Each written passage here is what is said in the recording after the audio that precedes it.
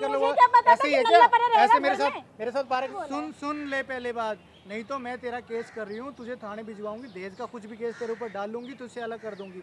So hello guys, कैसे हो आप सभी लोग? होप सो सारे दोस्त अच्छे होंगे। दोस्तों वीडियो शुरू करने से पहले एक बढ़िया सी बात बता दूं कि भाई कभी भी मेरे चैनल पे आप लोगों ने ऐसी वीडियो नहीं देखी होगी कि पति पत्नी की लड़ाई हो रही है, उनके बीच में जाके घुस जाऊं, पति थोड़ी बहुत शराब पी रही है, पत्नी के साथ नहीं बन रही, उसको प्यार नहीं मिल रहा, मेल साथ में कभी भी ऐसी वीडियो बनाई नहीं।